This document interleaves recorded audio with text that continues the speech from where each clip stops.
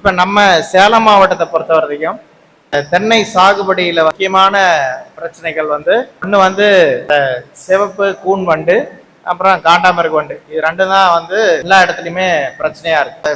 சுருள் வெள்ளை. ஆனாலும் வந்து நம்ம கட்டுப்படுத்த முடியாத இருக்கக்கூடியது வந்து ரெண்டு பூச்சி தான். ஒன்று வந்து காண்டாமிருக வண்டு, இன்னொன்று வந்து சிவப்பு கூன் வண்டு. இப்போ இந்த காண்டாமிருக வண்டு நமக்கு வந்து அதிகமாக பாதிப்பு தரக்கூடிய காலங்கள் அப்படின்னு பார்த்தோம்னா ஆடி மாசத்துல இருந்து கார்த்திகை மாசம் வரைக்கும் அதனுடைய பாதிப்பு மிக அதிகமா இருக்கும்.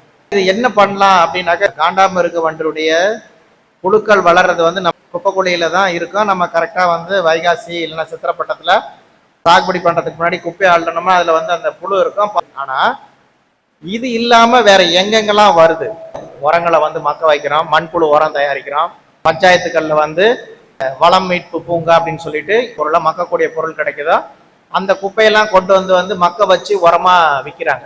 ஸோ இந்த இடங்கள்லையும் வந்து நிறைய வந்து நமக்கு காண்டாமிருக வண்டினுடைய புழுக்கள் வளரக்கூடிய இடமா இருக்கு. அதுக்கப்புறமா நம்ம தென்னந்தோப்பே வந்து இந்த காண்டாமிருக வண்டு வளரத்துக்கு ஒரு இடமா இருக்கு அப்படின்னு நிறைய இடங்கள்ல என்ன பண்றாங்க அப்படின்னாக்க, இந்த சிவப்பு கூன் வண்டு தாக்கின மரத்தை வந்து அதை வந்து அறுத்து எடுத்து குழந்தை எரிய விடணும். அது யாரும் மாட்டதில்லை. அதை வந்து அறுத்து என்ன பண்றாங்க அப்படின்னாக்கா, கொண்டு போய் வரப்பு ஓரத்துலையோ அல்லனாக்கா அப்படியே கீழே சாஞ்சி விழுந்ததுன்னா அப்படியே விட்டுறாங்க. அப்படி விடுற இடங்கள்லயும் பார்த்தீங்க அப்படின்னாக்கா காண்டாமிருக வண்டினுடைய புழு அதுக்குள்ளேயே உற்பத்தி ஆகும்.